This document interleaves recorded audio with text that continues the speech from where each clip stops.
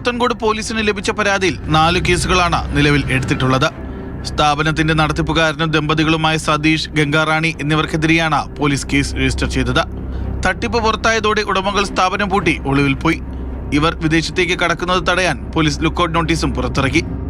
Bank അക്കൗണ്ടുകൾ മരവിപ്പിക്കുകയും ചെയ്തു. മലയാള സാഹിത്യകാരന്മാരുടെ പുസ്തകങ്ങൾ പ്രസിദ്ധീകരിക്കുന്ന സർക്കാർ അംഗീകൃത സ്ഥാപനമാണെന്നും സർക്കാർ വേതനത്തിന് തുല്യമായ ശമ്പളം ലഭിക്കുമെന്നും വാഗ്ദാനം ചെയ്താണ് തട്ടിപ്പ് നടത്തിയത്.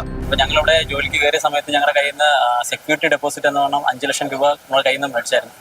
അത് പോരാഞ്ഞിട്ട് LD ക്ലർക്ക് പോസ്റ്റിലാണ് ഞങ്ങൾ എടുത്തത്. അപ്പോൾ ആ പോസ്റ്റിൽ വർക്ക് ചെയ്യണമെങ്കിൽ ഡിഗ്രി ആവശ്യം എന്നുള്ളതുകൊണ്ട് ഒരു 55,680 രൂപ എല്ലാവരുടെയും മേടിച്ചു. അങ്ങനെ ആകെ മൊത്തം 5,55,680 രൂപ ഞങ്ങളുടെ ഒരാളുടെ കയ്യിൽ നിന്ന് മേടിച്ചായിരുന്നു.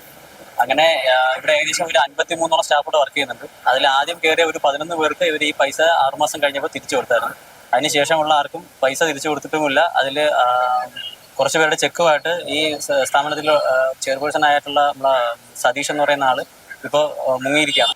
ഓരോ റൈറ്റർമാർ കഥ, നോവല്, കവിത എഴുതിയിട്ട് നമുക്ക് ഇവിടെ അയച്ചു തരും. അപ്പം നമ്മളത് കറക്ഷൻ ചെയ്തിട്ട് ഇവർക്ക് അയച്ചു കൊടുക്കും. ഇതാണ് നമ്മുടെ ജോലിയാണ്. സാമൂഹ്യ മാധ്യമങ്ങളിലെ പരസ്യം കണ്ടിട്ടാണ് ഉദ്യോഗാർത്ഥികൾ ഇങ്ങോട്ടേക്ക് എത്തിയത്. 6 മാസത്തെ പരിശീലന കാലയളവിലെ ബോണ്ടായി 3 മുതൽ 5 ലക്ഷം രൂപ വരെ ഉദ്യോഗാർത്ഥികൾ നൽകി. കൂടുതലും സ്ത്രീകളാണ് ജോലിക്ക് വേണ്ടി പണം നൽകിയത്.